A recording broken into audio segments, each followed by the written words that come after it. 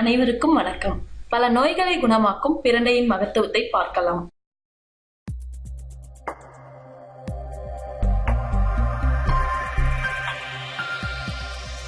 பொதுவாவே பிரண்டை வெப்பமான இடங்களில் வளரும் கொடி வகையை சார்ந்தது. இந்தியாவிலும் இலங்கையிலும் அதிகமாக காணப்படும். கொடி தாவரமான பிரண்டையின் முழு கொடியும் மருத்துவ பயன்பாடு உடையது. நீர் பச்சான இதன் தண்டு 4 பக்கமும் விளிம்பு கொண்டது. பூக்கள் வெள்ளை நிறமாக இருக்கும். பழங்கள் கருப்பு நிறமானது. இதற்கு மற்றும் ஒரு பெயர் வஜ்ரவள்ளி. பொதுவாக நாம பிரண்டையில துவையல் தான் செய்வோம். அந்த பிரண்டை துவையலின் நன்மைகளை பார்க்கலாம். உடல் சுறுசுறுப்பை அதிகரிக்கும், ஞாபக சக்தியை பெருக்கும், மூளை நரம்புகளை பலப்படுத்தும். பிரண்டை துவையல் ஈர்களில் ஏற்படும் ரத்த கசிவை நிறுத்தும், வாய்வு பிடிப்பு, சுளுக்கு போன்றவற்றையும் போக்கும், ரத்த ஓட்டம் சீராக்கும், இதயமும் பலப்படும். பிரண்டை துவையலை சாப்பிடுவதால் பெண்களுக்கு மாதவிடாய் நேரத்தில் ஏற்படும் முதுகுவலி, இடுப்பு வலி போன்றவை குணமாகும். அஜீரணமும் சரியாகிவிடும். பிரண்டையின் மூலம் பிரண்டை வற்றல் மற்றும் பிரண்டை உப்பு செய்வது எவ்வாறு என பார்க்கலாம். பிரண்டை வற்றல்: நன்கு முற்றிய பிரண்டையில் அதன் தண்டுகளை சிறு சிறு துண்டுகளாக நறுக்கி மோரில் போட்டு தேவையான அளவு உப்பு சேர்த்து ஊற வைத்து உலர்த்தி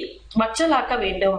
அந்த வற்றலை எண்ணெயில் பொரித்து சாப்பிட்டால் பசியின்மை குணமாகும். பிரண்டை உப்பு: பிரண்டையை உலர்த்தி எடுத்து தீயில் எரித்து சாம்பலாக்கி கிடைக்கும் சாம்பலில் 1 கிலோவுக்கு 3 லிட்டர் நீரில் கரைத்து வடிகட்டி அரை நாள் தெளிய வைக்க வேண்டும். அப்படி தெளிந்த நீரை பீங்கான் பாத்திரத்தில் ஊற்றி 8 முதல் 10 நாள் வரை வெயிலில் உலர வைக்க வேண்டும். நீர் வற்றியதும் கீழே படிந்திருக்கும் உப்பை எடுத்து வைக்கவும். இந்த உப்பு வாயு தொடர்பான பிரச்சனைகளை நீக்கவும், உடல் வலிமையை அதிகப்படுத்தவும், எடை குறைப்புக்கும் பயன்படும்.